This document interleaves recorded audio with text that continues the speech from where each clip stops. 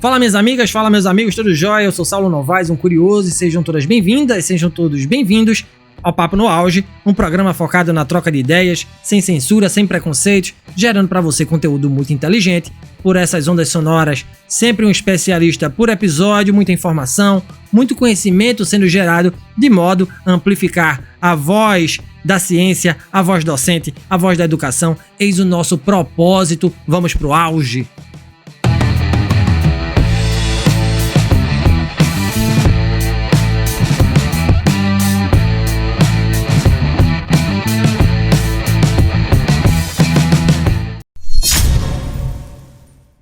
Que rufem os tambores! O podcast Papo no Auge, em sua 4ª temporada, está de volta com tudo. Agradeço demais a você que nos escuta, continue conosco, vamos ser pontes rumo ao mundo com mais conhecimento para as pessoas. E entre dados e prosas, e abrindo esta temporada, vamos falar sobre tecnologia, inovação e educação. Num mundo repleto de algoritmos e de inteligências artificiais, para onde caminha a educação? Quem vai nos responder a essa pergunta é uma docente de muito peso. Trago a este Papo no Auge a professora doutora Valquíria Castelo Branco. A professora Valquíria é fundadora da consultoria Dados e Prosas, organização voltada à prestação de serviços em pesquisas quantitativas, qualitativas e mistas. Fez estágio pós-doutoral pela Universidade de Helsinki, na Finlândia, com o professor doutor Yrjö Engström. Em seu estágio, ela investigou a aprendizagem expansiva em projetos de inovação tecnológica e educacional. A professora Valquíria é doutora em educação pela Universidade Federal de Pernambuco, com pesquisas em tecnologia na educação, é licenciada e bacharela em filosofia, além de bacharela em sistema de informação, com ênfase em engenharia de software, especialista em informática na educação, especialista em ciência de dados e inteligência artificial. Desenvolveu o seu primeiro estágio pós-doutoral no projeto Elaboração e Utilização de um Portal FlexQuest e de séries temáticas de podcasting de ciências, junto à Universidade Federal Rural de Pernambuco, com o professor doutor Marcelo Brito Carneiro Leão. Com experiência no ensino superior, graduação, mestrado e doutorado, atua com o uso e desenvolvimento de softwares, pesquisas relacionadas à inteligência artificial e data science, projetos de inovação social e educacional, políticas públicas e pesquisas com intersecção com a matemática, educação, design e computação. Uma grande docente, um grande currículo, um grande programa será este. Bem-vinda, professora Valquíria. Prazer enorme tê-la aqui no Papo no Auge. Gratidão por abrir esta temporada. Gratidão por sua presença. Conta pra gente, professora, como e quando surge a vontade de ser professora, de caminhar pela pesquisa, como surge a consultoria Dados e Prosas e como foi a experiência na Finlândia. Bem-vinda mais uma vez aqui ao Papo no Auge. Saulo, é uma honra, a honra é toda minha e um prazer enorme conhecê-lo, já que a gente vinha... Isso aí é um dos pontos positivos das redes sociais, né? A gente se encontra aleatoriamente, num certo sentido. Essa semana eu estava pensando, meu Deus do céu, porque são várias redes e para cada rede eu tenho uma pegada diferente, né? Aí no Instagram eu estava olhando assim, as pessoas que pedem amizade e tal, é o pessoal muito do mundo do rock, né? Os roqueiros, pessoal do cinema, das artes, né? Que termina por um motivo ou outro se encontrando. Aí eu termino trocando ideias e papos com pessoas de formatos culturais diferentes, né? Que é uma educação, deixa de ser uma educação você dialogar com pontos de vista diferentes, culturas diferentes, particularmente com o mundo das artes, que eu gosto muito, né? Não é à toa que eu toco um pouquinho de guitarra, um pouquinho de violão e saio por ali. Aí você faz, no LinkedIn, como você já deve ver, as minhas postagens são mais assim profissionais, né? Mais analisando uma coisa ou outra. Mas para você ter uma ideia do poder das redes, né? Você pode ter uma coisa aí muito positiva que é você ampliar a sua educação, né, a sua formação, seu modo de ver por diversos vieses, né, não só uma via, mas, ao mesmo tempo, você precisa ter muito cuidado com o que vem nessas redes. É uma parte que vai ser cada vez mais difícil, cada vez mais vai demandar da gente uma formação cada vez melhor, né? Porque a gente chegou num estágio onde as máquinas, os algoritmos estão feito aquele teste de Turing, né? Você é uma pessoa ou você é uma máquina? Os algoritmos, eles estão nos impulsionando ou nos motivando, né, enquanto códigos, a fazer mais fundamentações, a estudar mais, né? E a gente está numa época que a gente sempre diz assim, olha, a partir de hoje, ninguém pode mais parar de estudar, né? Porque antigamente, naquela escola do passado, a gente tinha um determinado conjunto de conhecimento, e esse conjunto de conhecimento, muitas vezes você não aplicava muito na realidade, mas que agora não, agora o conhecimento muda rapidamente, e você tem que estar no eterno life learning, né? Você não parar de estudar, você aprender durante toda a vida.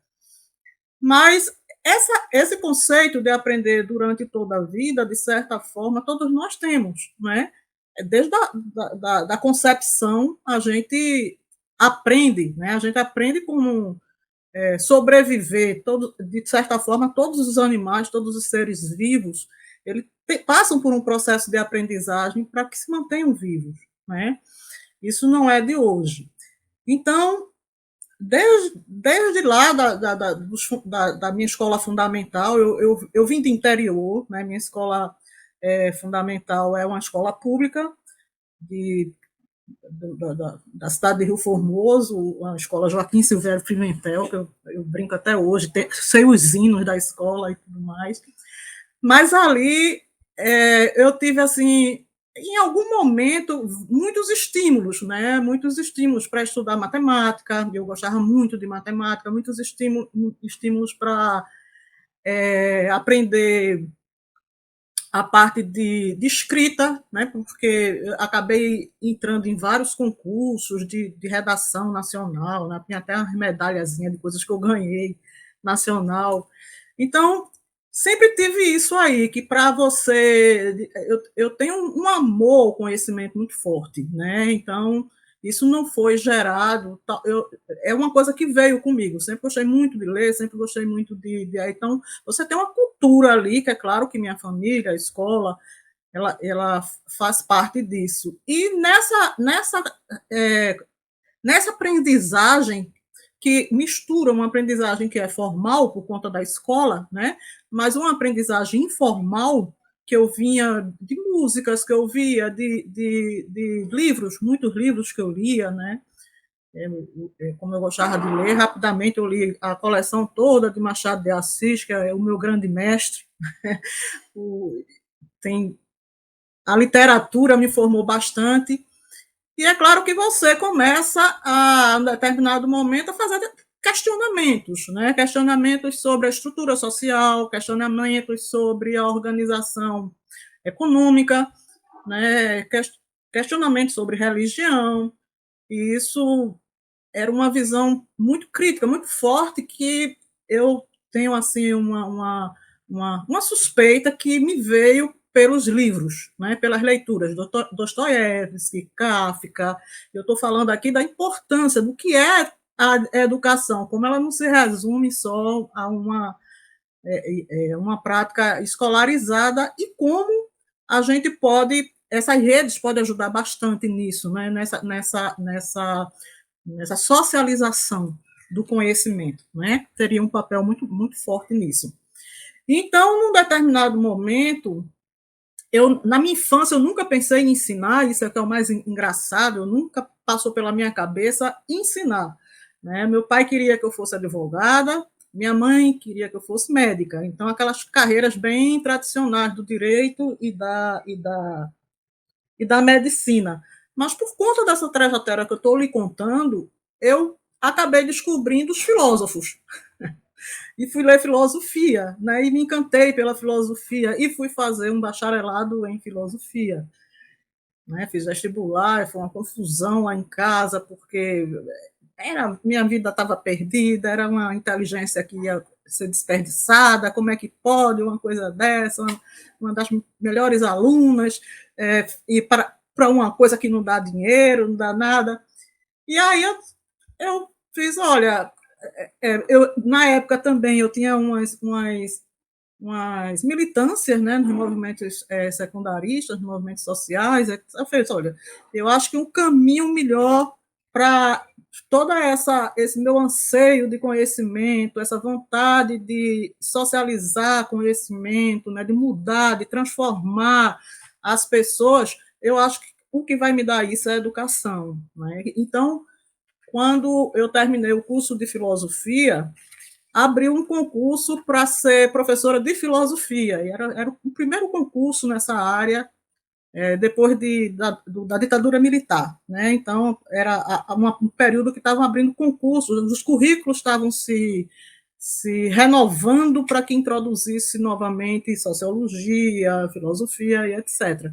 E aí eu tirei em primeiro lugar nesse concurso e fui ensinar para uma área chamada formação de professores, né? Ensinar filosofia da educação, história da educação, e daí em diante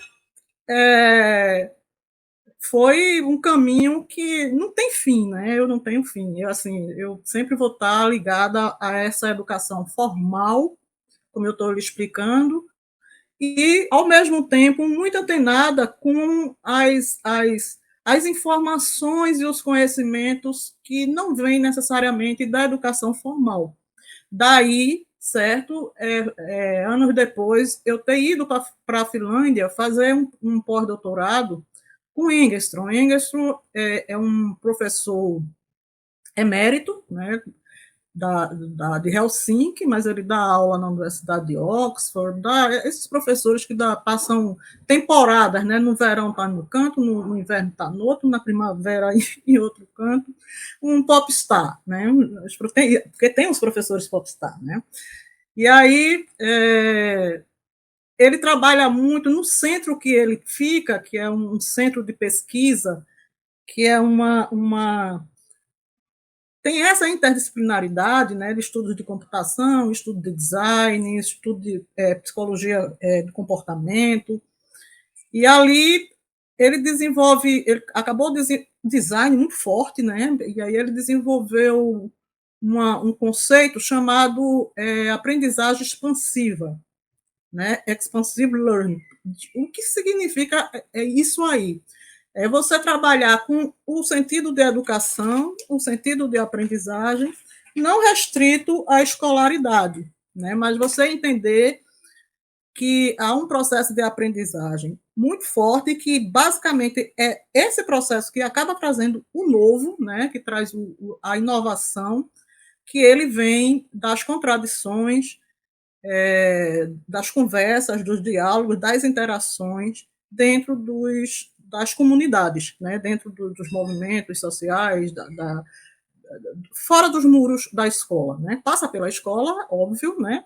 Mas que ele não se restringe à escola. Então, na época que eu estava lá, tinha pesquisa com desenvolvimento de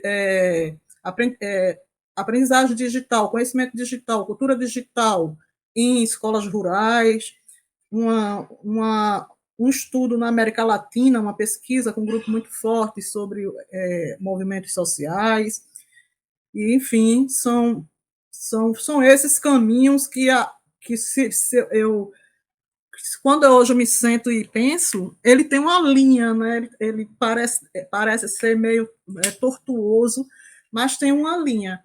Em filosofia tem as disciplinas de lógica, né, de epistemologia, e, claro, já se discutia muito a questão da consciência, da mente, já se discutia, não, sempre se discutiu muito isso, né, as, as, desde o começo, Platão, Aristóteles, Leibniz, Spinoza, se discute muito isso, o que é a consciência, o que é o pensamento, o que é o conhecimento. E é claro que quando chega na virada da lógica simbólica, você vem com muitas discussões em termos da própria inteligência artificial, do que é a lógica, não é? E, por conta disso, eu acabei também fazendo a especialização de informática na educação, né? Daí essa especialização, e depois eu resolvi fazer o curso inteiro de computação. Eu fui fazer logo esse curso inteiro, porque eu gosto tanto de matemática, eu gosto tanto de estatística, eu gosto tanto dessa coisa, e eu acho que chegou num assunto, numa junção de assunto que me deixa feliz, que é justamente essa junção de educação, design, inteligência artificial e psicologia. E vale frisar, esse aqui é o episódio da abertura da nossa 4ª temporada e você está encampando essa primeira, né, grande boa nova, que é a 4ª temporada do Papo no Auge. Mais uma vez, obrigado, né, e uma bela história. Certamente a gente vai... a gente vai falar mais sobre ela durante o nosso bate-papo. Professora, falando agora em matemática, tecnologia, inovação, você já deu uma pincelada aí e aproveita o gancho para perguntar: em tempos de chat GPT e afins, para onde caminha a educação no mundo e no Brasil em particular? Quais são os impactos das tecnologias para e na educação? Professora Valquíria. Olha, há muito tempo, certo? Há séculos que se vem discutindo, isso não é uma discussão nova, que se vem discutindo essa interseção entre tecnologia e educação, né? A educação, ela já era, tem um livro que é 100 anos da tentativa de colocar a tecnologia na educação. Então, ele começa a falar desde lá do telégrafo, né, como foi criado e como eles pensavam que isso iam revolucionar a educação. Depois o rádio, né? Você tem artigos do Thomas Edison falando sobre o filme, né, o cinema, como o cinema mudaria a educação. Você tem o Bertolt Brecht, né, tá vendo que eu gosto muito de juntar essas culturas, né, que ele fez um artigo dizendo que como o rádio teria ele visualizava uma comunicação bidirecional, poderia até democratizar mais a sociedade, porque as pessoas, a população, ela poderia participar de programas de decisões no Congresso em tempo real por meio do rádio.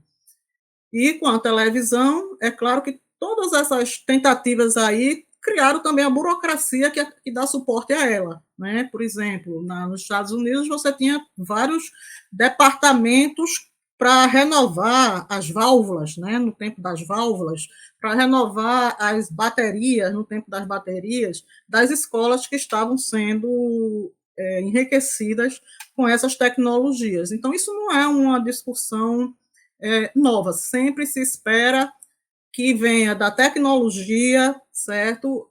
Uma espécie de uma solução mágica para revolucionar a educação. E a minha visão disso é que, na verdade, é um conjunto de coisas, né? Um conjunto de coisas. Quando a gente vai falar de educação, a gente precisa responder algumas perguntas que são bem básicas, né?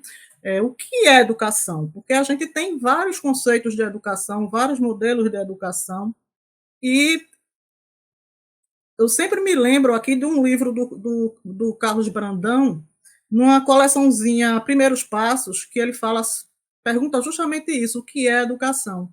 E lá, nas primeiras páginas do livro, ele começa a falar sobre uma carta de uma nação indígena, né, dos povos originários lá dos Estados Unidos, dizendo que a educação que o Franklin estava oferecendo não era uma educação que tinha valor para eles, né? Porque ele dizia assim, olha, nossos guerreiros estão indo para essas escolas e quando voltam, eles não conseguem mais correr como a gente precisa que eles corram, como guerreiros, eles não conseguem mais, como eles quebraram a linha de evolução da aprendizagem da comunidade, que eles vão aprendendo ali, por exemplo, né, uma educação que é uma educação informal, muito voltada para os exemplos dos mais velhos, da cultura que ele tem, de oralidade muito forte.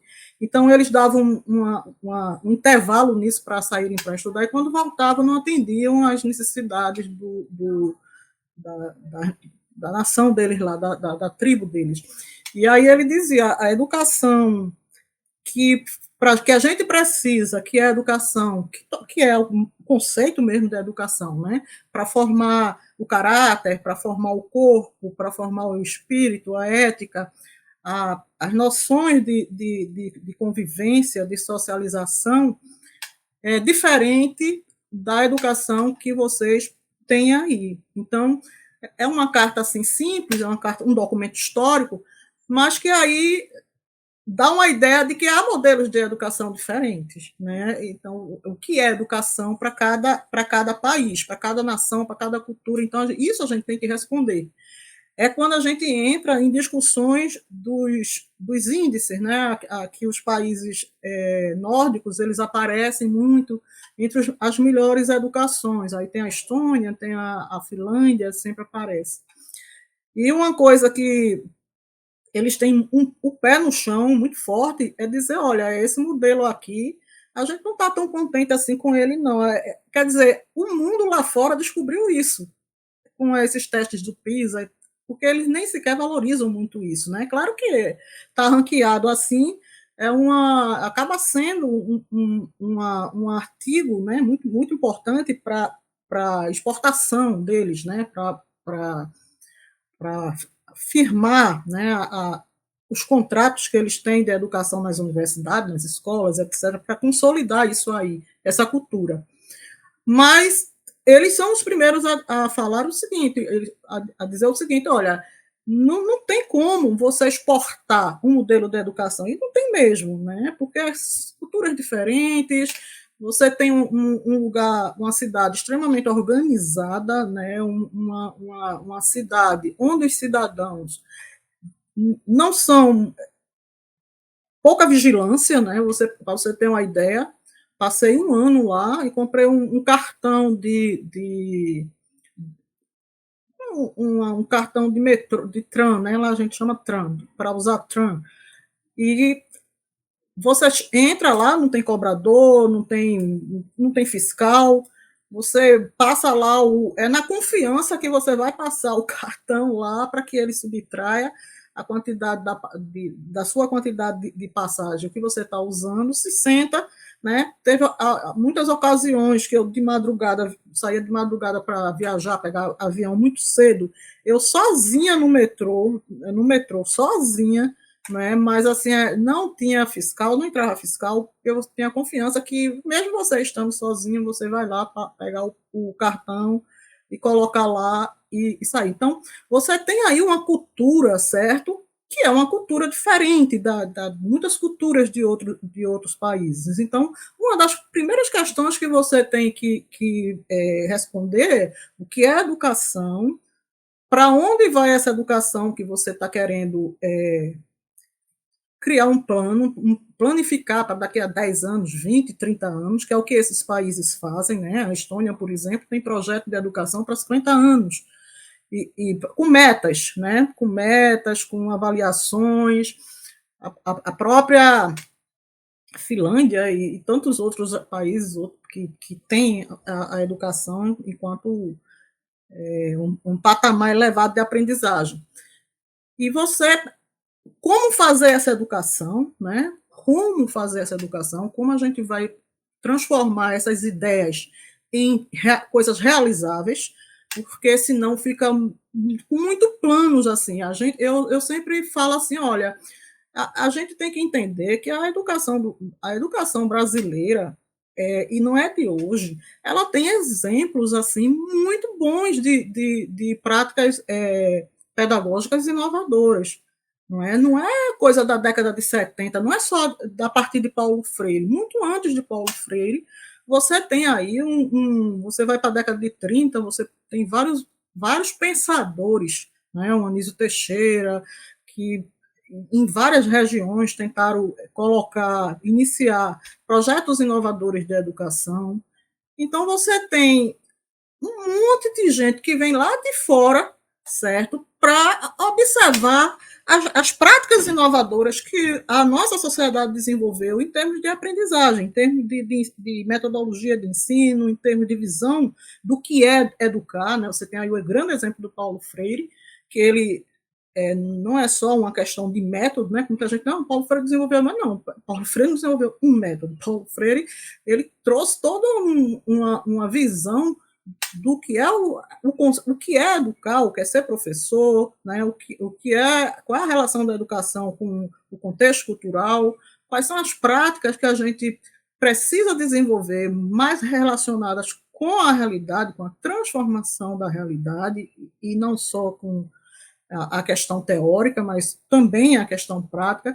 Então, a gente tem isso, né? A gente já tem isso. O que nos falta, e eu espero que isso e vem melhorando, né? A gente não tem eu não coloco um olhar só no copo vazio, mas a gente pega as estatísticas aí principalmente do fundamental no período de 2000 para cá, né? Particularmente em alguns governos, houve uma mudança da, da, do nível, né, da qualidade da educação, principalmente no ensino fundamental. A gente tem aí vários dados do INEP que nos apontam para isso.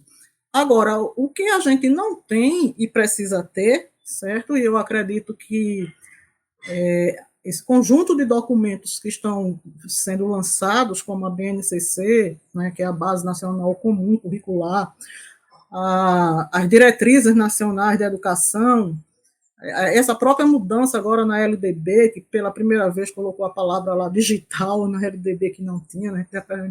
Eu sempre pergunto, será que a gente está saindo do escuro, né? Porque agora apareceu que a LDB era de 1996, é de 1996, e é, a, a, houve também um parecer agora, né, de 2022, de fevereiro de 2022, para que fosse colocado um adendo, um complemento da BNCC, para que tivesse computação, robótica, programação, em 3 eixos, né, o eixo da cultura digital, o eixo do pensamento computacional, onde você vai trabalhar com a parte de desinformação, a parte de segurança digital, crítica, né, a parte de ética, que é muito importante, segurança digital, que eu considero uma coisa muito crítica, né, com tudo isso aí.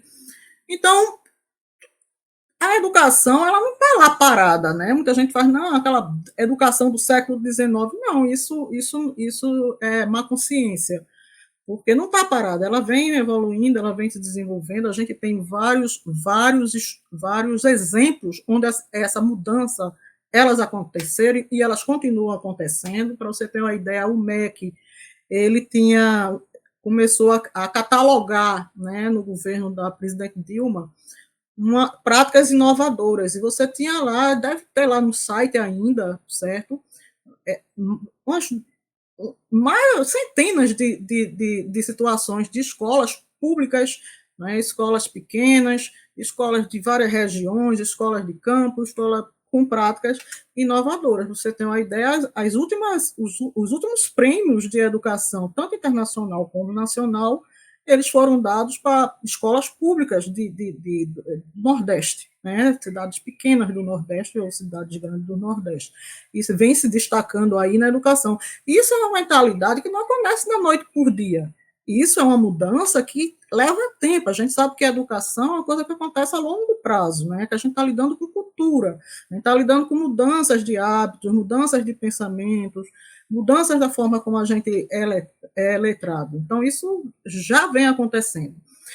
Com essa discussão dos chats, né, da inteligência artificial, que é uma coisa que ela não é de hoje, a inteligência artificial, né? A gente tem vários estudos aí, o próprio Papert, que é uma das referências quando vai falar em tecnologia na educação, ele era de um centro de inteligência artificial, ele veio desse centro de inteligência artificial lá na década de 50, né? Ele já trabalhava com isso na década de 50.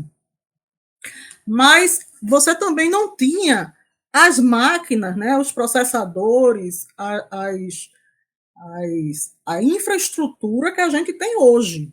É a mesma coisa, é um análogo a uma metáfora que acontece na escola. Você diz assim: eu participei de vários programas interessantes, bons demais, super inovadores, mas quando chegava na escola, não tinha para onde ir, porque não tinha antena de comunicação, não tinha dados, os professores não tinham acesso a dados. Quando tinha, a velocidade era mínima, você mal conseguia abrir um, um site, né? Você ia trabalhar com coisas assim que são hoje, deveria ser do cotidiano da escola, você fazer uma trilha numa Khan Academy da vida, né, dessas plataformas aí, que são muitas, milhares, gratuitas aí, para você aprender o que você quiser aprender, com orientação do professor, quando ele entra na sala de aula, né,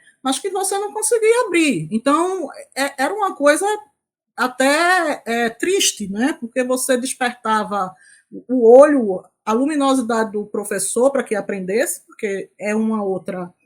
E a gente viu muito isso na pandemia, né? Que é um outro mito, que o professor é preguiçoso, o professor não se atualiza, o professor não gosta disso, o professor fica preso lá, quadro e lápis. Isso é um mito, né? A gente viu na pandemia, quando você tem as condições, quando você tem a infraestrutura e você tem um objetivo, certo? Os professores, eles atendem a isso aí, a demanda, né? Porque todo mundo quer realizar o seu trabalho da melhor forma possível. Agora, quando, para realizar o seu trabalho, você coloca um monte de obstáculos que desvirtua demais o seu papel de educador, então você se afasta um pouco, né? Porque é muito trabalho. Você prepara uma aula, vamos supor, no PPT, e aí você vem todo com encanto, quando chega lá, procura o computador, ele não liga, procura um data show, ele não tem, procura para que os professores eles consigam usar, os alunos no seu celular não abre, porque não tem dados. Então, você passa 60% da sua aula tentando fazer funcionar uma coisa que não funciona, né? A verdade é essa, que não funciona, né? Não vai fazer milagre. E aí você volta. Não, eu vou fazer esse negócio aqui mesmo, porque eu falo, todo mundo entende, eu uso o giz, porque é uma coisa do próprio design, né? Todo usuário ele usa ferramentas que facilitem o seu trabalho de forma amigável e confortável, né? Então, exigir que o professor seja o único profissional que vai usar um bocado de parafernália que torna o trabalho dele extremamente desconfortável. E não tem sentido, assim, ele não consegue chegar ao objetivo que ele quer fazer com que o aluno aprenda um determinado objetivo de um conceito, uma prática, etc. Ele não faz. Então, o que está acontecendo hoje com de 2017 para cá, esse salto que foi dado em termos de inteligência artificial? Porque você tem hoje máquinas que têm do celular, o próprio smartphone, né? Tem máquinas que têm um processamento muito forte, muito bom de memória, de processamento de instruções, e, de certa forma, um tanto quanto acessível, né? Você tem hoje uma tecnologia chamada Cloud Computer, que é na nuvem, que você não tem que baixar para a sua máquina, para o seu computador, para o seu celular, mas são grandes empresas que administram esses servidores, milhões de servidores, né, espalhados aí para conseguir guardar 1 terabyte de dados, não sei quanto, 1 terabyte é pouco, mas assim, quantidade de dados gigantesca, né? Que a nossa máquina antes, você ter uma ideia, um HD antes tinha muito menos potência do que um celular que, quando foi lançado em 2000 sei lá, 2002, 2001, 1998. Então, hoje, o celular ele tem muito mais potência do que o meu celular tem mais potência do que o meu notebook. Então, você mudou os parâmetros tecnológicos, né? E a escola, ela precisa mudar também esses parâmetros tecnológicos, que é você ceder a infraestrutura, implementar a escola, porque educação digital, sem o digital, não existe, né? Eu não vou aqui repetir a máxima lá que a educação, que a comunicação é o meio, mas fica difícil você estar no digital, certo? Simular o digital no analógico é muito complicado.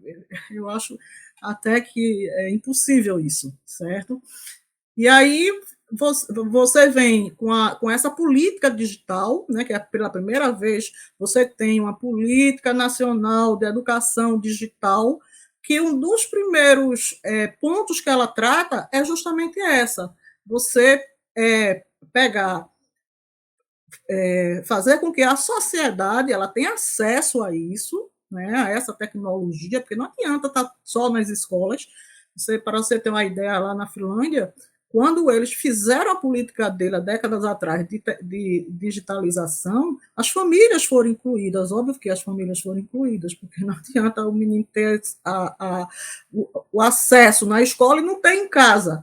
Então, a sociedade é pensada para educar, né? Porque é aquele conceito de você educa, é a aldeia que educa a pessoa, é aquela coisa de educação que eu estava falando aqui, né? É a visão da tribo. O que é que essa tribo pensa do que é educação, né? O que é que o Brasil pensa do que é educação?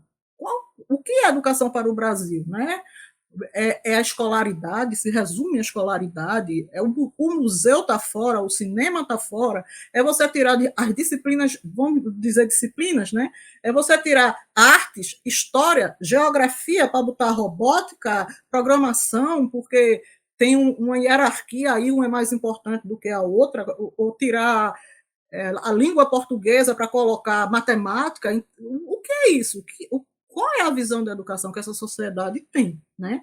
É, o que é dado como formação para o professor? Esse professor ele tem ticket para ir para o cinema, para ir para um teatro, porque, né? Para fazer uso, comprar livros, né? Ir numa biblioteca, ir no congresso, ir numa conferência, viajar, fazer cursos fora. Eu estava, por exemplo, uma vez eu estava em Malta, e Malta é uma ilha lá do Mediterrâneo, com cultura inglesa, né, que eles foram colonizados pelos ingleses, era colônia da Inglaterra até a década de 60, e aí as pessoas vão para lá para fazer curso de inglês, aperfeiçoamento de inglês. Eu, inclusive, estava lá também um período do tempo, para estudar, né? Que é claro que ninguém vai viajar para o Mediterrâneo para estudar só, né? Só resolver ali uma pastilhinha de tempo e o resto para aprender na rua. E tinha um professor lá, certo, da Suíça, se eu não me engano. Não sei se era Suíça ou Suécia, agora eu estou confundindo. Era um professor do fundamental. Ele estava lá com todas as despesas pagas pelo governo para aperfeiçoar o inglês, para aperfeiçoar o idioma, né? Com tudo pago, o curso, a estadia, as passagens, tudo pago para aperfeiçoar o idioma na cultura local. Né? Não é curso de online, nada contra, mas assim, uma coisa é você ter essa experiência de viver o dia a dia da cultura local e falar a linguagem, porque você aprender uma linguagem não é você aprender agora você vai pegar, botar lover, vai pegar aqui, vai não sei o que, você vai. Não, quando você aprende uma linguagem, você aprende uma cultura diferente. Né? A linguagem ele traz símbolos de uma cultura diferente, de um modo de vida diferente, de um modo de pensar diferente. Então, a contextualização ela é necessária. E aí, com essas ferramentas todas que a gente tem hoje, certo? A gente sempre pergunta o que foi que aconteceu, né? De tão novo, porque tem muita gente que faz assim, não, isso agora é um hype. Olha, eu sou a pessoa mais crítica da área de tecnologia com relação a hype, principalmente hype em educação. Né? Eu me lembro da época do Pokémon, que o pessoal ficava perguntando como é que é Pokémon vai transformar, revolucionar a educação. Então, eu ria que embolava com esse tipo de pergunta, né? É claro que Pokémon, o que é que pode ajudar, o que é que pode fazer o Pokémon na educação. Mas eis que esse conjunto de coisas que surgem, e não é só o GPT, certo?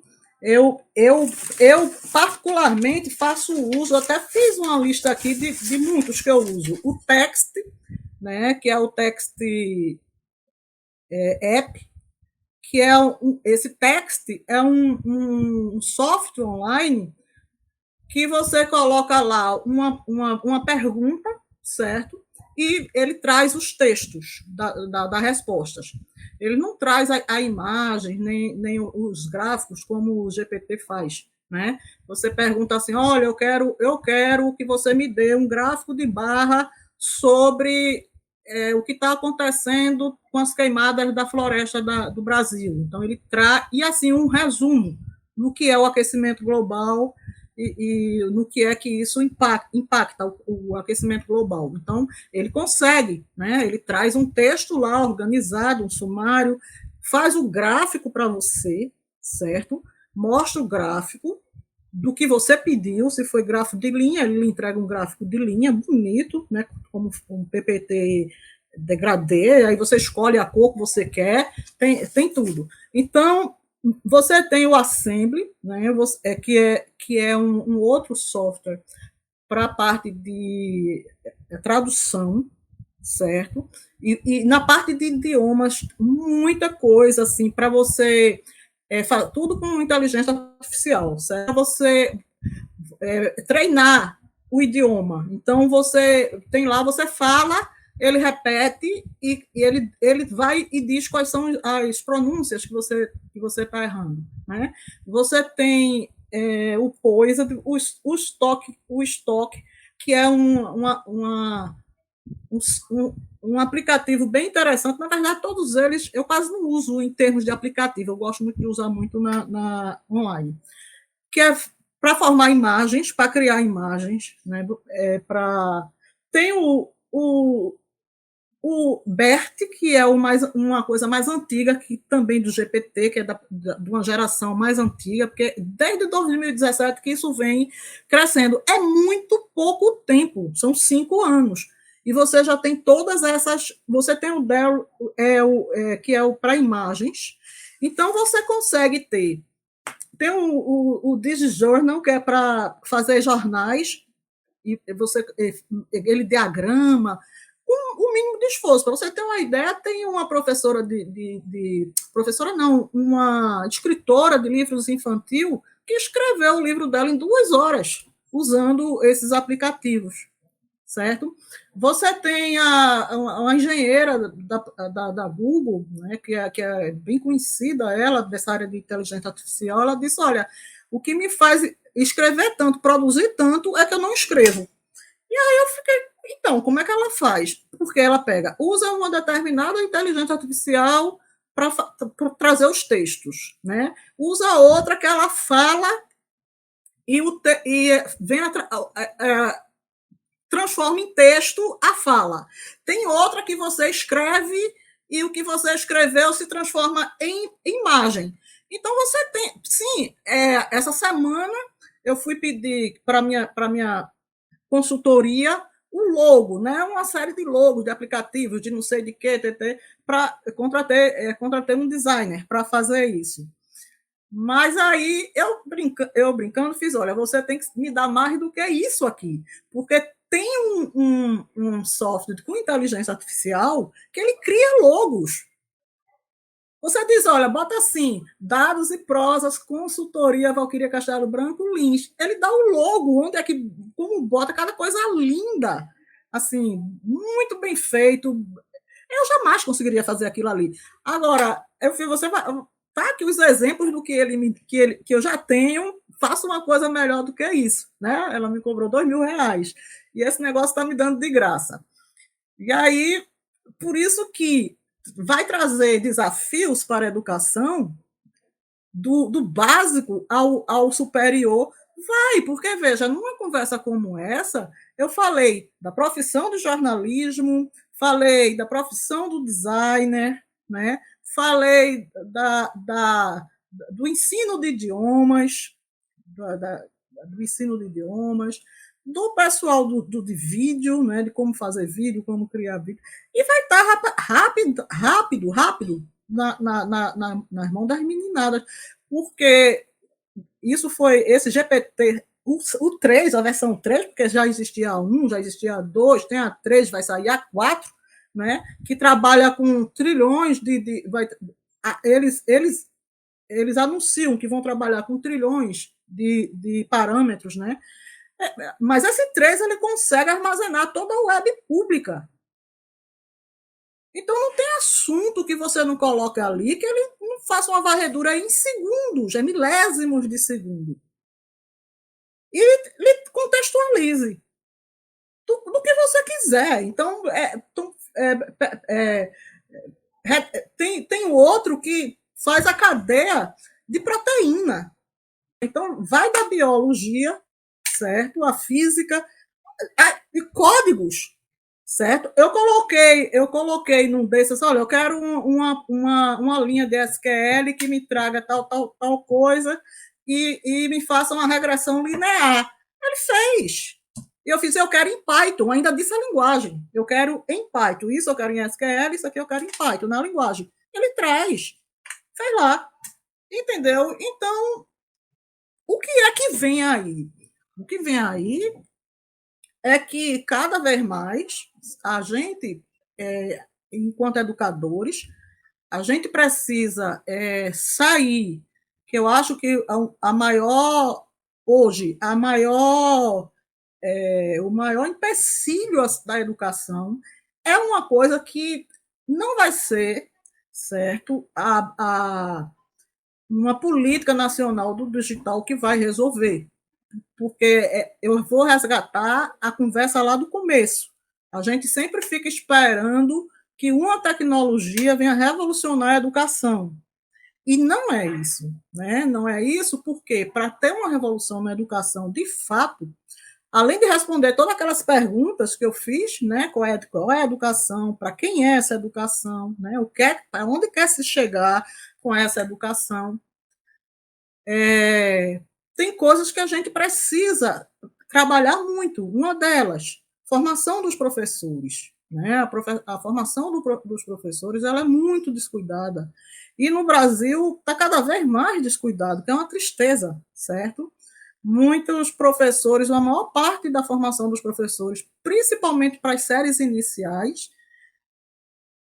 ela está sendo feita online, em instituições de baixa qualidade. Não é porque é online, certo? Eu não sou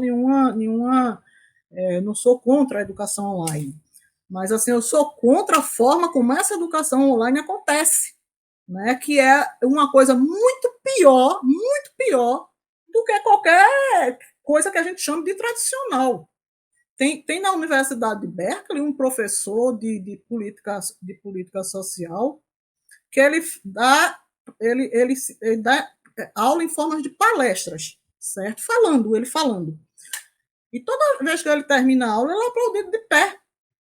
Ele faz uma primeira sessão, que é uma sessão onde ele faz, olha, guarda todo o material, guarda tudo aí, não escrevam nada, apenas me escutem. Na segunda sessão, eu vou falar com mais calma. Aí ele faz uma explanação daquilo ali, de 5 minutos, aí depois faz, agora eu vou tocar nos pontos, nos conceitos. E aí as pessoas elas vão coletando quais são os conceitos que ela precisa escrever, né? E vai destacando, porque ela já viu uma visão geral e aí vai para o específico, para a parte do específico, e depois liga de novo no geral. Aí depois ele faz um bloco de leitura, outro bloco de só perguntas, de dúvidas. É oral, certo? Mas é um diálogo. Você estabelece ali um diálogo. Que a tecnologia aí envolvida é basicamente a goela, a garganta, né? A oralidade, a linguagem, que é uma tecnologia também. Então, não é porque falta isso, falta aquilo outro, e falta muito, né? E falta muito. Para ter qualidade, a educação precisa ser pensada como uma coisa esteticamente bonita. escolas bonitas, né? Você entra lá na Finlândia, você vê isso, escolas lindas. A Universidade de Helsinki, onde eu estava, é uma coisa mais linda do mundo. Cheia de vidros, toda transparente, várias salas que se convertem em outras coisas. Você tem um refeitório, a biblioteca, a coisa mais linda do mundo, do ponto de vista arquitetônico. Então, são espaços bonitos, bem cuidados. Então, a gente precisa pensar. Veja aí, a estética dessas escolas, né, a parte da arquitetura dessas escolas, para que as escolas propiciem uma educação que incentive o diálogo, a colaboração, a formação dos professores, porque nada disso que a gente está falando aqui pode botar a melhor tecnologia de ponta na sala de aula. Se o professor não souber usar, isso não vai adiantar de nada, certo? Por quê? Porque a aprendizagem os alunos têm, é óbvio, quando utilizam essas ferramentas, mas eles precisam formalizar essa aprendizagem. Daí a importância da escola, né? O lugar onde você formaliza, você objetiva, especifica quais são os conhecimentos ali e quais são as habilidades que você quer desenvolver, quais são os comportamentos que você quer desenvolver e para quê, e como vão ser usados, né? Qual é a noção de ética que você está trabalhando, você trabalha as teorias, dessas teorias você induz a uma determinada prática, e sem formação do professor, isso não vai para lugar nenhum. O salário do professor, a valorização do professor, certo? Não adianta você querer que o professor, que ele tenha uma carga horária de 400 horas por semana, certo? 40 horas aula por semana, sei lá quantas, no estado aqui são 200 horas aula, né?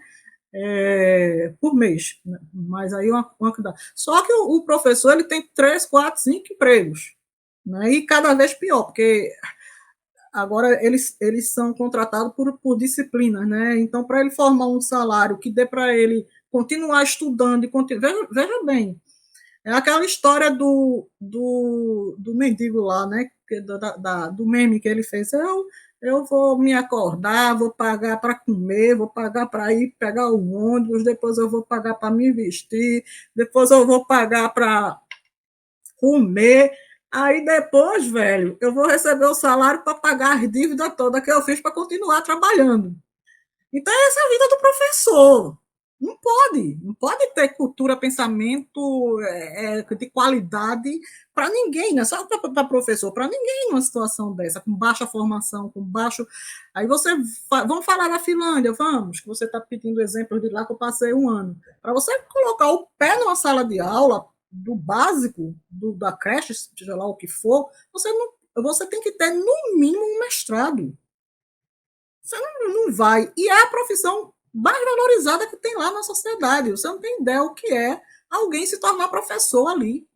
A seleção é rigorosíssima, você tem as provas, você tem a entrevista para saber se você tem vocação para aquilo ali, né?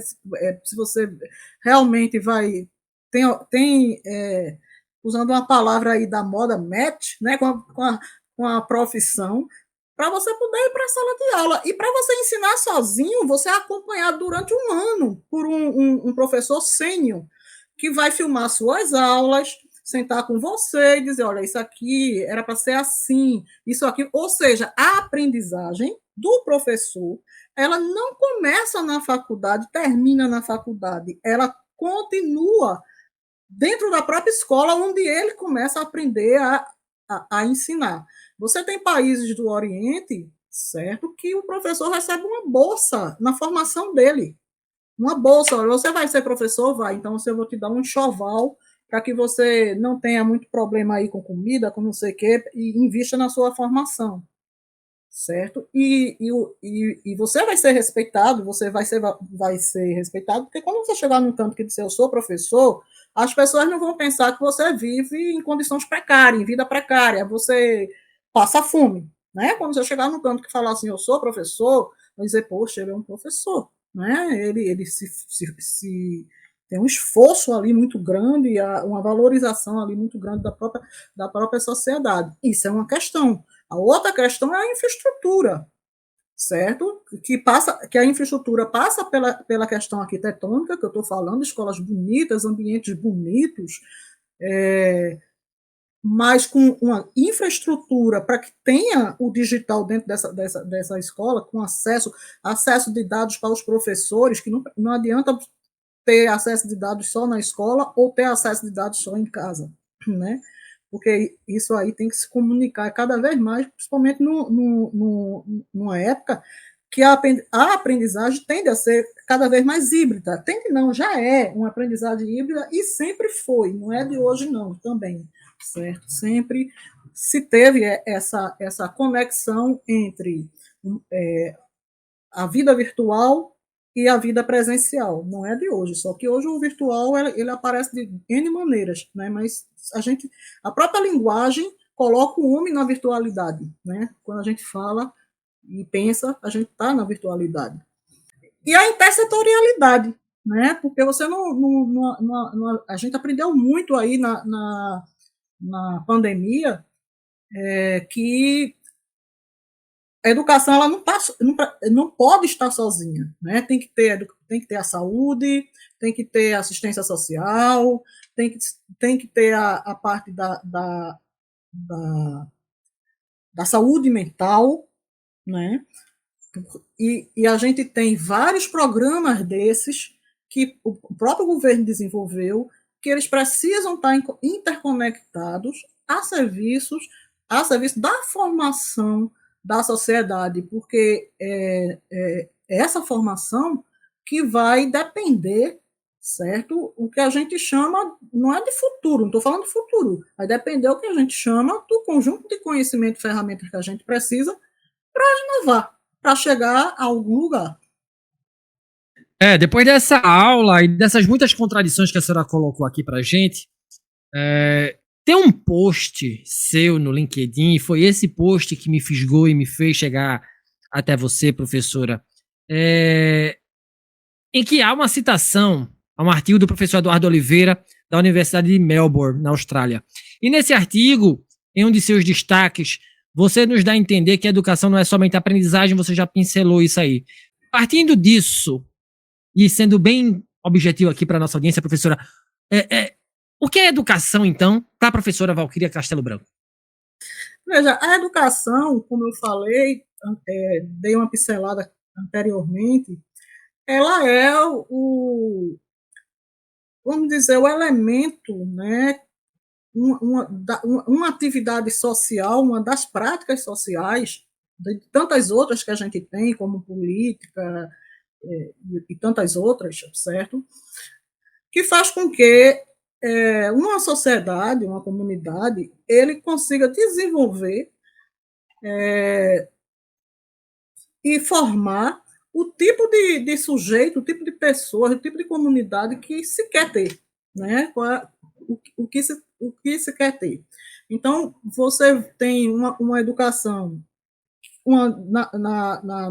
na área rural, né? Que é aquele tipo que você vai socializar os conhecimentos que são necessários para se viver ali. Você tem uma educação no trânsito, você tem uma educação em várias situações, e em várias dessas situações a aprendizagem, né?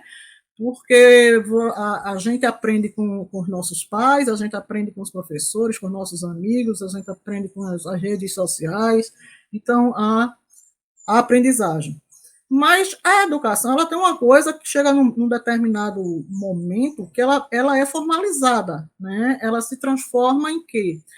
Ela se transforma num conjunto ela se transforma num currículo, ela se transforma num conjunto de técnicas, né? De didática, de estruturação de leis que vai apontar para você o que é que aquela sociedade considera como importante para que as pessoas aprendam, né, a parte dos currículos, componentes curriculares, como essas pessoas, como as pessoas, as autoridades da educação daquela sociedade acreditam, né? É óbvio que essa sociedade não vive só, é baseada em evidências e trabalhos de comunidades internacionais, que são os melhores métodos para que a pessoa aprenda, né? As melhores metodologias que o aluno ele consiga desenvolver aquele conjunto de habilidades, de conhecimentos, de práticas que ele precisa desenvolver. Então, a educação é a atividade social, certo? Que faz com que a gente esteja permanentemente nos criando, permanentemente nos inovando, né, trazendo novo e permanentemente sonhando, acreditando que a gente sempre pode melhorar, fazer sempre algo melhor. Ah, que legal, que legal. Gostei desse conceito aí. Que a gente possa sonhar muito, que a gente possa sonhar muito. Voltando Sonhar aqui à muito. formação de Isso, Como sonhar muito e alto. Como diz, né, Rubem Alves, que é o teólogo, que ele diz assim, olha, os animais, eles têm a natureza, a gente tem o cemitério. Tem a natureza e o cemitério, né? Que estão lá os corpos cheios de flores, mas a gente sabe o que é a morte. A gente sabe qual é a ideia da morte, né? E aí a esperança de reencontrar os entes que a gente vai perdendo ou não. Então a gente tem um simbolismo, né? Muito que os animais não têm. Né? Então a educação é Sim, isso, total. é acesso a essas linguagens, a esses códigos, a esses Total. símbolos que nos permitem transcender, fincar o pé na realidade, mas transcender a realidade para fazer algo melhor, para transformar, de preferência de forma libertadora. Tá. Ah, que bacana. Sem sombra de dúvida. Eu queria voltar à questão da formação de professor. Eu fui formador de professor de língua portuguesa e me vi em vários aspectos aí que você pontuou, tá? Na questão de. Eu lembro que quando a gente ia fazer formação e eu saí porque não tinha mais motivação alguma para estar fazendo aquilo, porque a gente não pensava coisas novas e diferentes. A gente sempre ia com o mesmo. A gente arrotava o velho e o mesmo o tempo todo. E as pessoas estavam querendo aquela coisa uau, e a gente não trazia, e aquilo estava me deixando indignado comigo, com o sistema, enfim. E aí eu não aguentei mais e pedi para sair, pedi a exoneração do Estado, eu já estava na universidade, enfim. Então, foi uma decisão minha, né, tendo em vista que a gente não ia mais sair do canto. Tá? E a minha pergunta vai justamente nessa seara, professora. Como é que a gente prepara os docentes para essa nova dinâmica do mundo e da educação baseada em inteligências artificiais? Qual deve ser o papel das universidades e das escolas na preparação dos mestres? Veja, a primeira coisa, certo? A observação que a gente tem que fazer é que todas essas tecnologias, elas passam, certo? Elas têm, e cada vez mais rápido, né? Elas têm uma duração cada vez mais curta. Então, eu me lembro que eu já dei aula, né, numa faculdade, que o curso era de matemática e eu trabalhava com software abertos, né, que a gente chama micromundos, para que os alunos aprendessem a aplicar a matemática dentro desses software para conseguir fazer modelos para que os alunos também aprendessem para que servia aquilo. Né? Então, por exemplo, tinha coisas simples do tipo, matrizes não servem para nada. Aí eu fiz, não, que é isso? Aí eu fazia, vamos fazer o seguinte, vamos abrir o Excel, simples no Excel, né? Vamos abrir o Excel e eu vou dar a seguinte tarefa. Você vai ter uma festa, você tem 100 convidados, você precisa fazer brigadeiro, sabendo que o brigadeiro ele vai precisar de 5 latas de não sei o que, ou não, porque dependendo. Então, como é que você resolveria o custo disso aí e a quantidade? Você faz uma matriz, né? E aí eles, uma matriz. Ou então você tem uma escola, você precisa fazer uma compra para ver quantos lápis, quantas borrachas, caderno, a quantidade X. Como é que a gente vai fazer esse custo? Você faz uma matriz. Você tem um restaurante, né?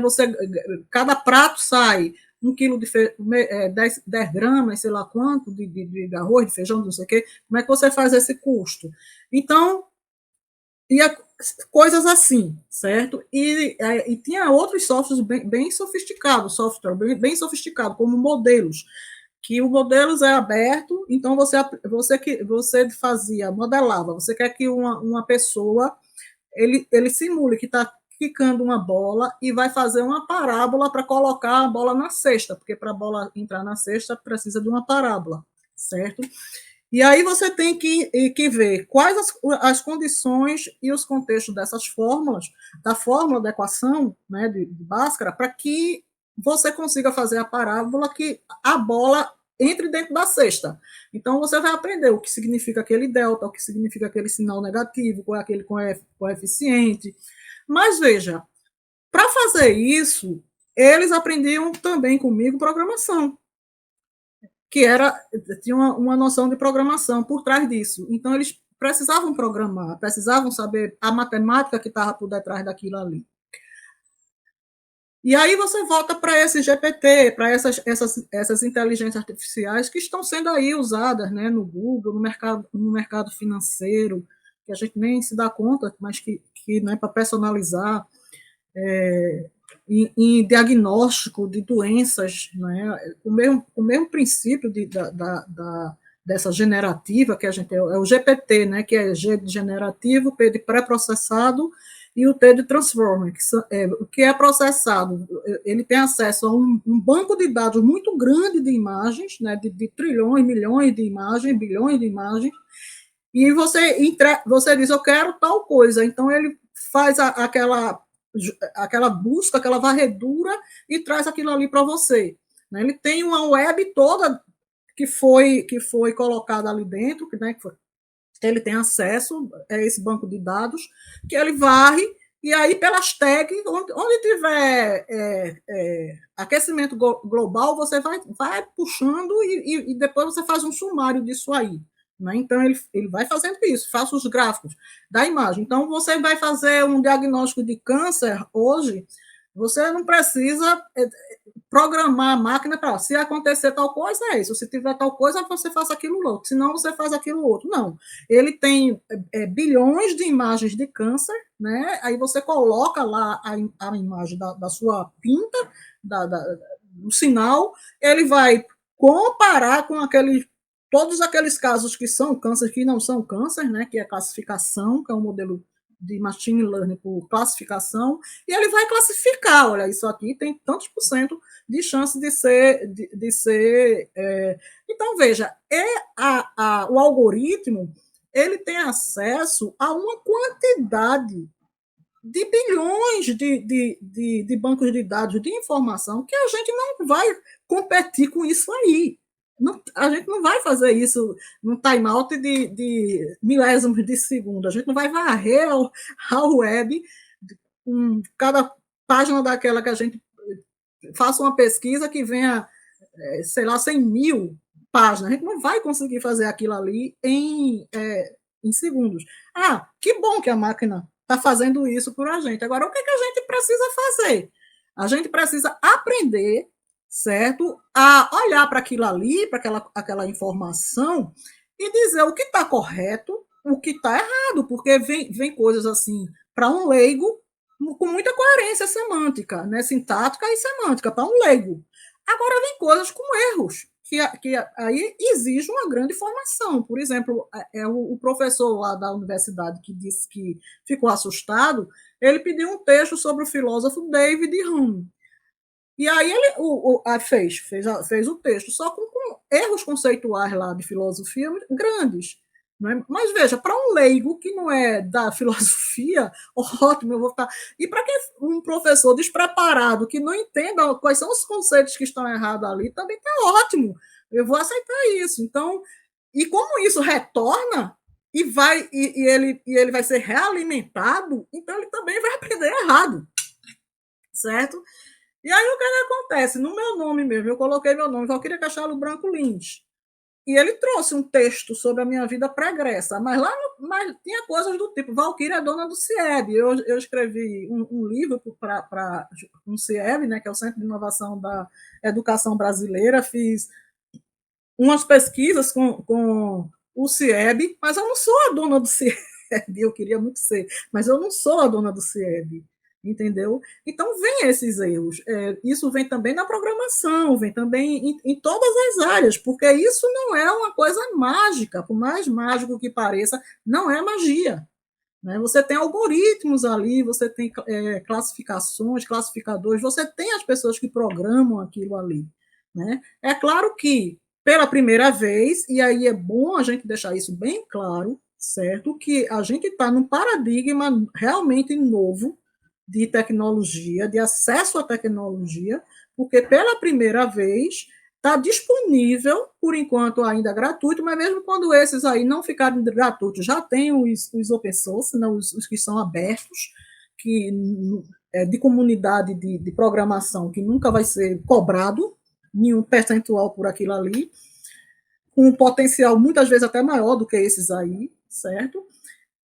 Que está aí, acessível, para se fazer um monte de coisas que vai do jornalismo, do texto, e você usar uma coisa para o texto, usar um outro para colocar uma imagem, que é o que eu faço atualmente, né? Eu uso um para botar um texto, para organizar o texto, outro para botar a imagem, eu uso um para ouvir e transformar em texto, porque realmente são ferramentas eficazes. Os professores, eles precisam aprender não só a coisa de como usar isso, como usar tal isso para a educação, como usar isso para ensinar tal coisa. Não, eles precisam aprender. Né? Eles precisam aprender a ter acesso à cultura digital, a criar com essa cultura digital, a inovar com essa cultura digital, porque quando ele dominar isso aí, ele vai saber usar essas ferramentas para o que ele quiser, inclusive para ensinar, ou inclusive não para ensinar, inclusive para criar condições de aprendizagem, cenários de aprendizagem, onde todos aprendem, inclusive o professor aprenda junto com coisas novas, desafios novos, né, que você pode trazer.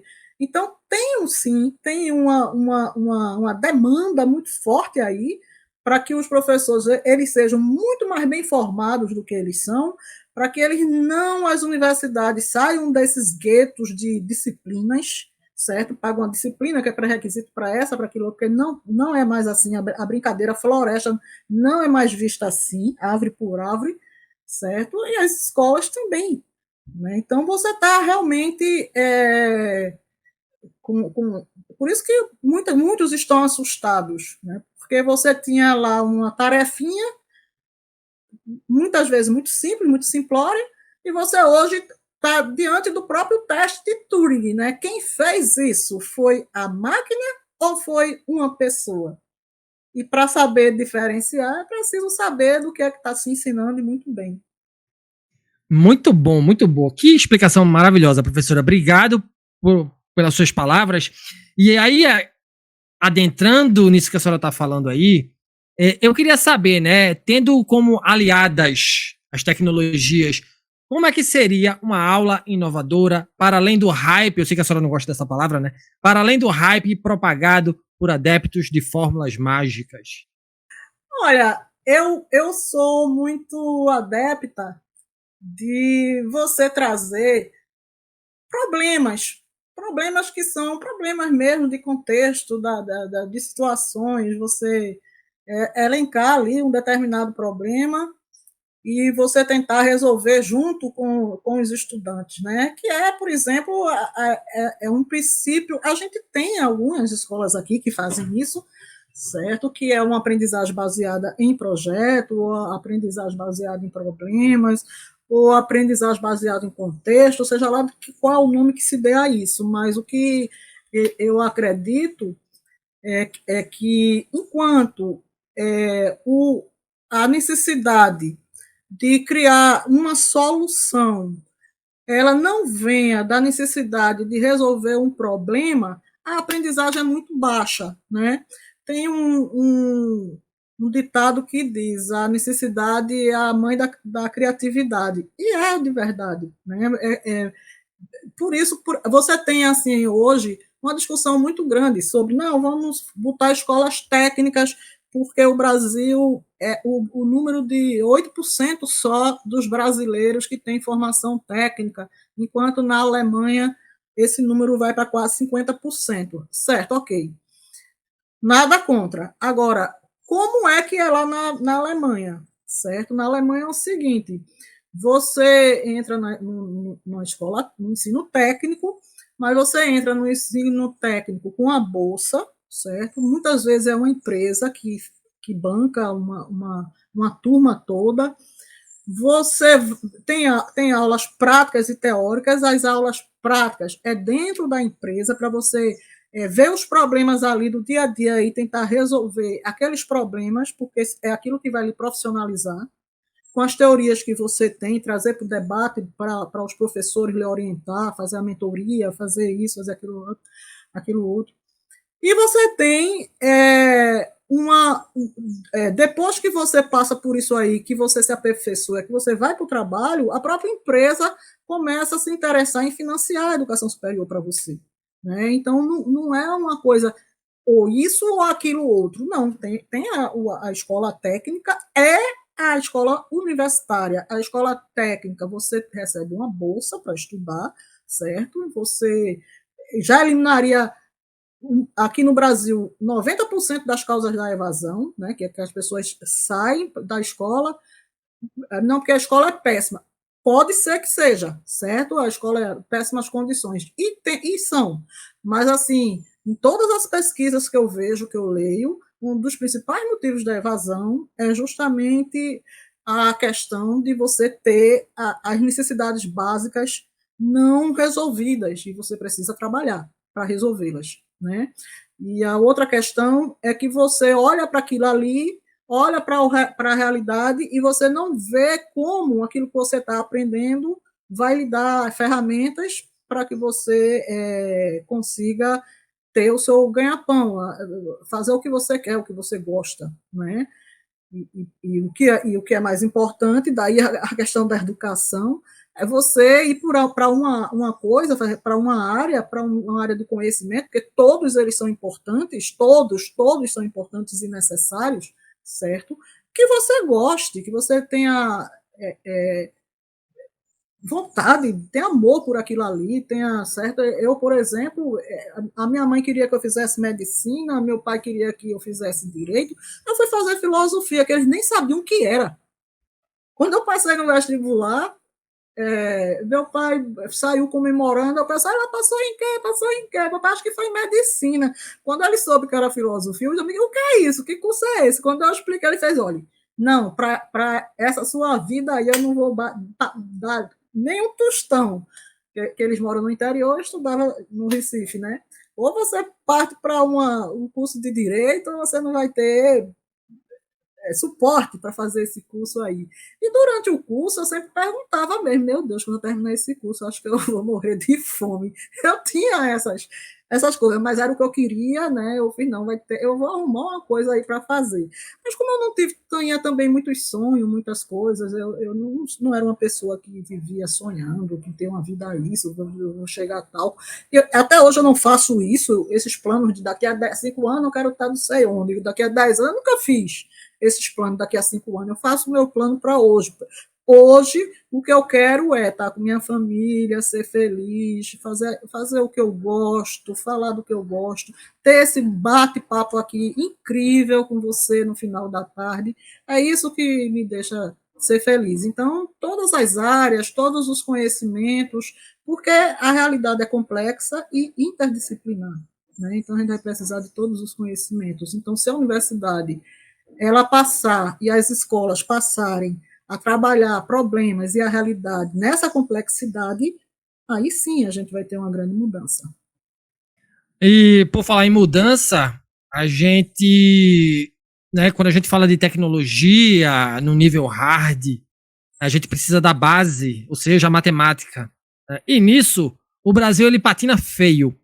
Por que o ensino da matemática, e a senhora né, gosta tanto de matemática, né, por que o ensino da matemática é tão temido e tão pouco assertivo no país, professora? Olha, para falar a verdade, não é só no nosso país, não. É uma coisa que é universal. Não é só o Brasil que tem a dificuldade desse tipo de letramento, né, que é o letramento numérico. É uma coisa universal. Apesar não, ainda bem, né, que você tem hoje escolas de educação matemática. O que são as escolas de educação matemática nas universidades? São as escolas que ensinam, fazem pesquisas em cima de quais as dificuldades que você tem para aprender matemática, né? Quais são as dificuldades, quais são os problemas. E você vai mapeando esses problemas. Então, muitas vezes, o menino, a aluna ou o aluno, ele precisa aprender números racionais, mas ele não aprendeu fração, né? Ele não sabe para onde é que vai. Você tem ali uma escadinha de conhecimento que, se você não faz isso, né, você não aprendeu a trabalhar com equações de primeiro grau, vai ser difícil você aprender a equação de segundo grau. Se você não entende a história do meme, né, que faz assim, ó, a matemática era muito simples: 2 mais 2, 4, 3 mais 1, 4, mas aí veio o diabo, colocou um X, um A, e o AX mais 3. Como é que a X mais 3 dá esse resultado aqui? Então, as incógnitas, né? As coisas que a gente não sabe o que são. Então, é um tipo de pensamento bem abstrato, um pensamento analítico, que precisa ser desenvolvido, mas que não cabe só a matemática desenvolver, certo?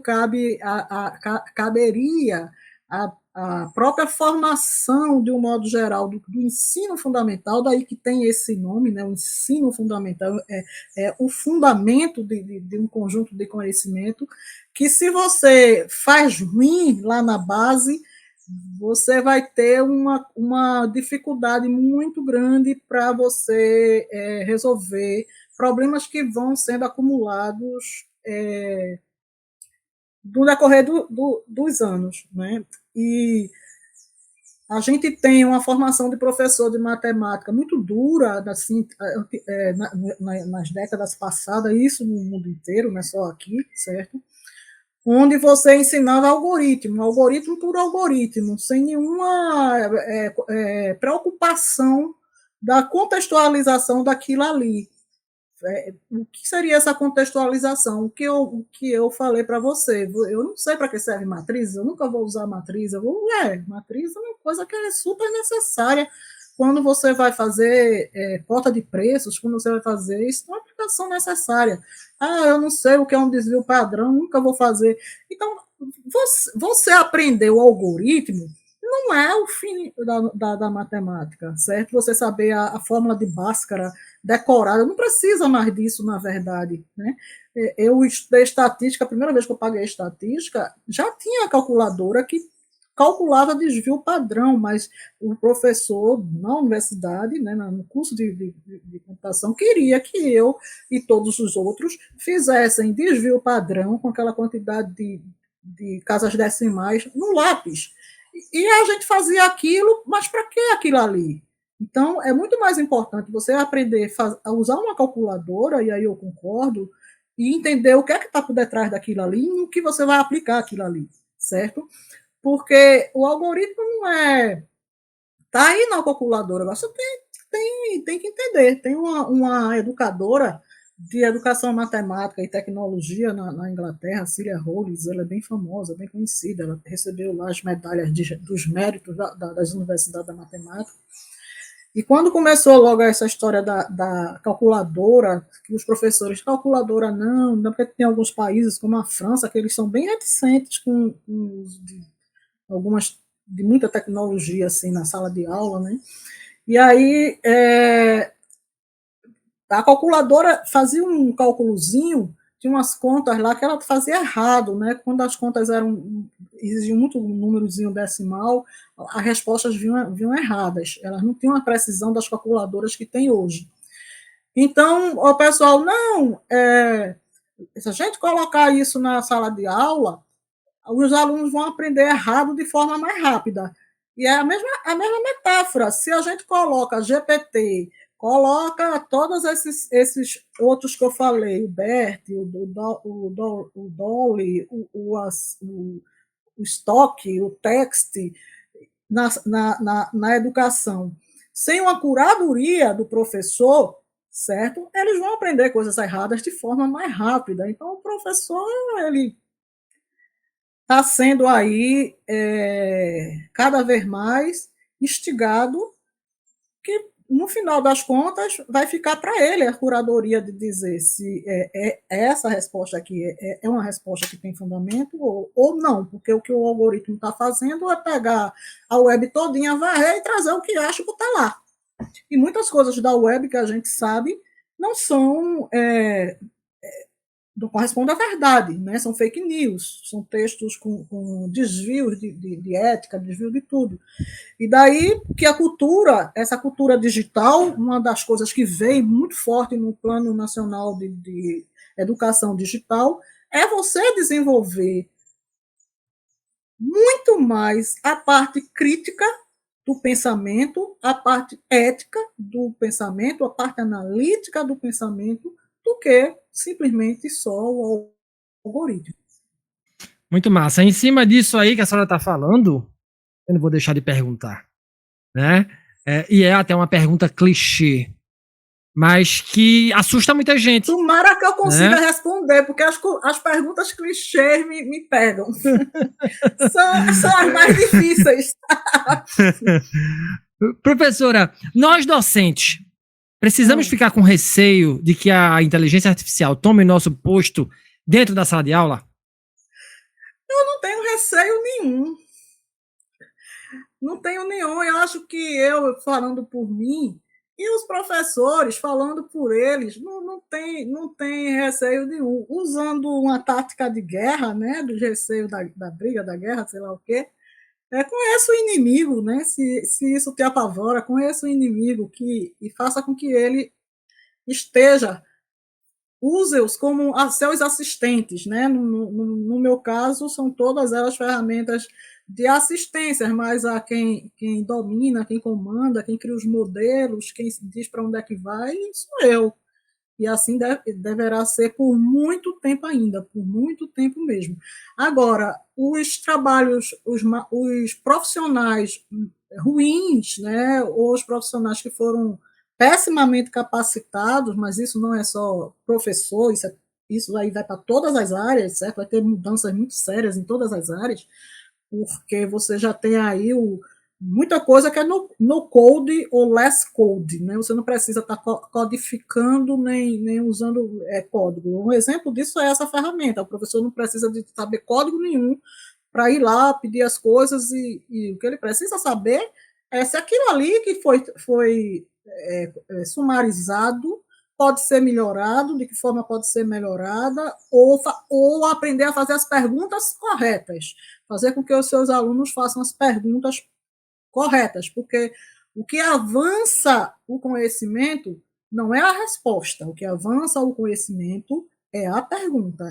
E se você, professor, ou professora, souber como fazer com que seus alunos saibam fazer perguntas que são radicais, perguntas que são necessárias, né, que tragam um olhar novo para os velhos problemas, nenhuma máquina vai ser páreo para você. Não se preocupe com isso, não.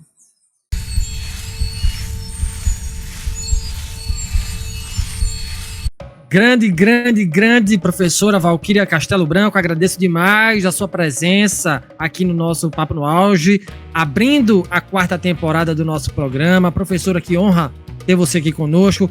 Como é que as pessoas podem lhe encontrar nas mídias sociais? Como é que a gente encontra a Dados e Prosas? E se não for pedir demais, professora, eu gostaria que a senhora indicasse 3 livros ou séries, enfim, para que as pessoas pudessem aprimorar, né, o conhecimento sobre educação, sobre inovação, sobre tecnologia. Mais uma vez, obrigado, professora. É bom ver séries, né? Tem muitas séries aí, muita gente não gosta, mas filmes.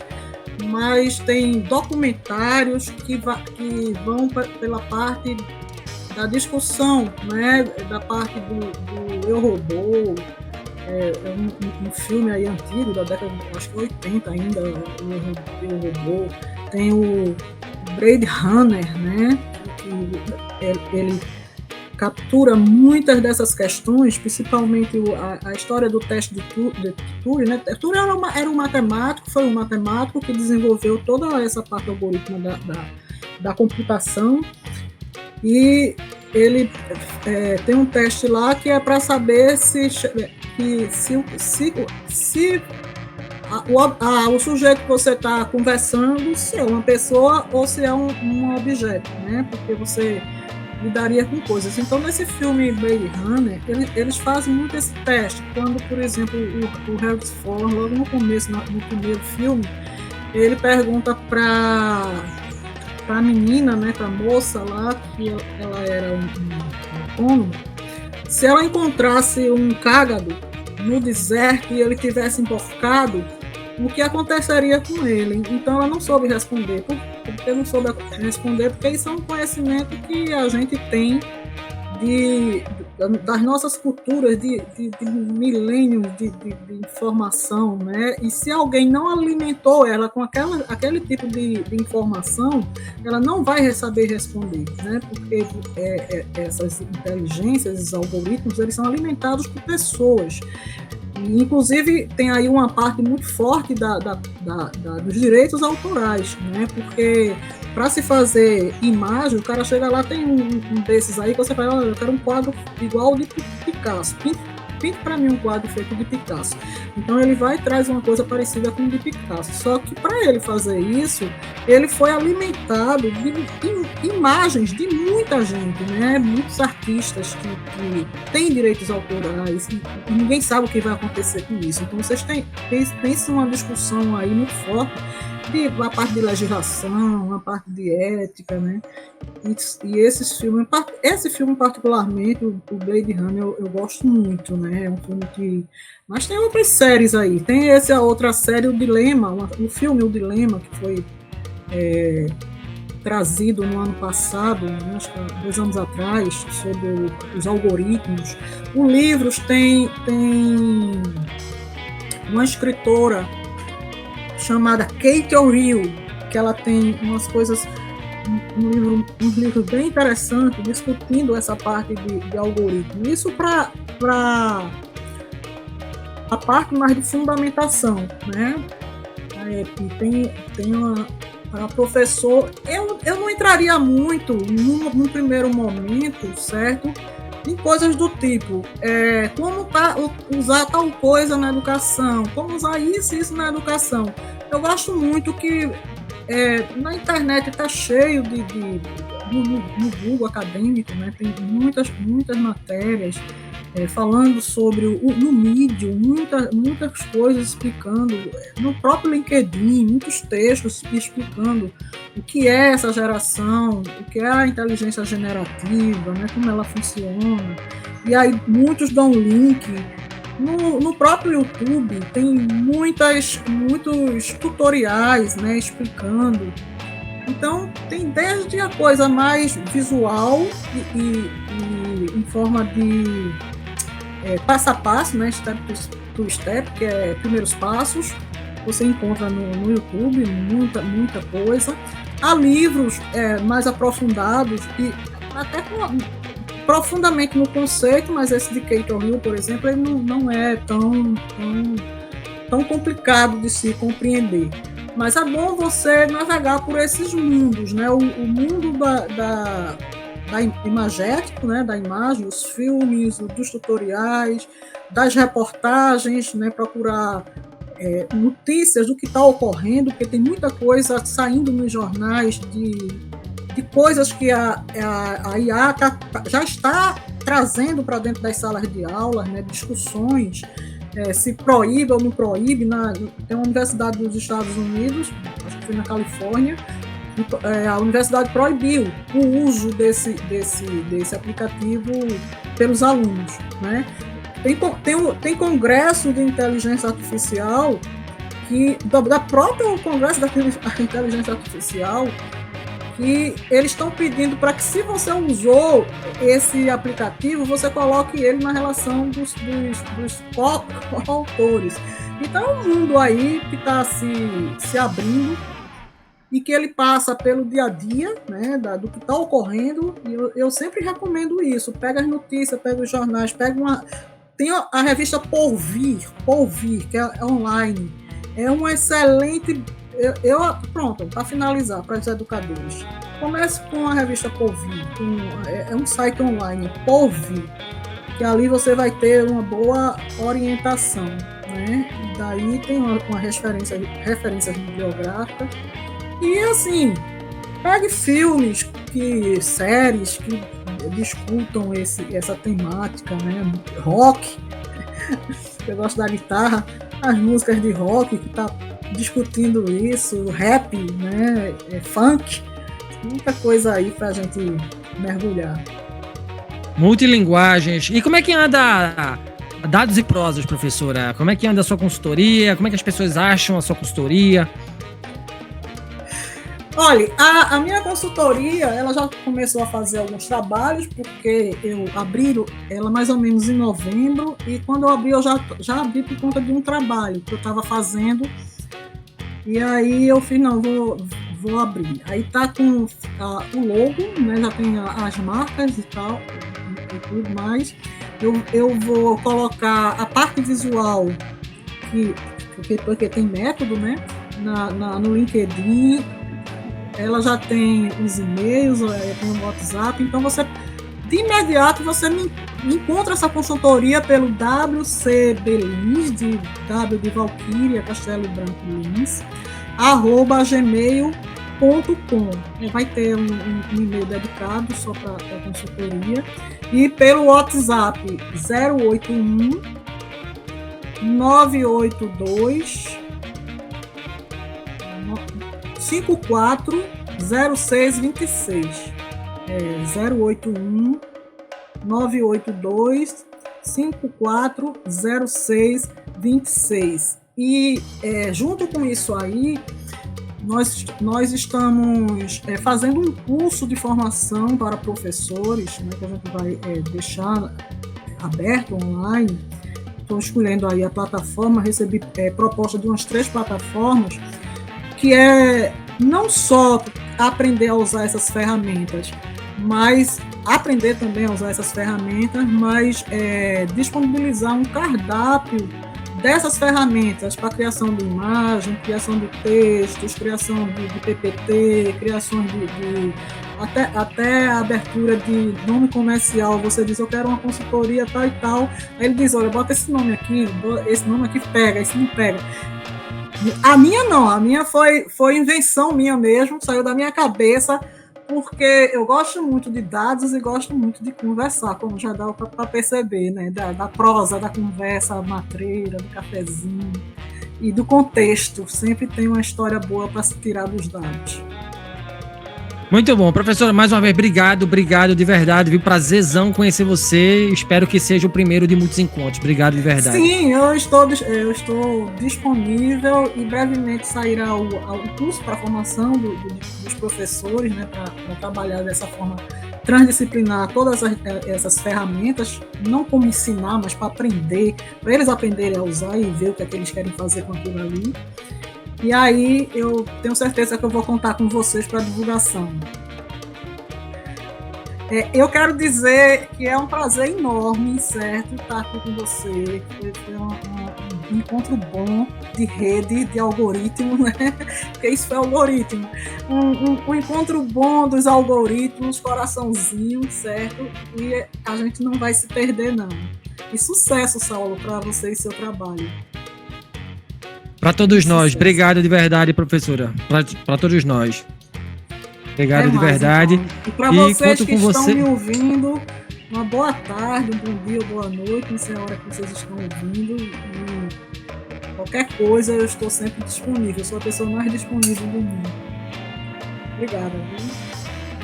E se você gostou desse conteúdo, não esqueça de avaliar o podcast Papo no Auge nos agregadores de áudio. Nos siga nas mídias sociais, no Instagram, @Papo no Auge, no LinkedIn, Saulo Novaes.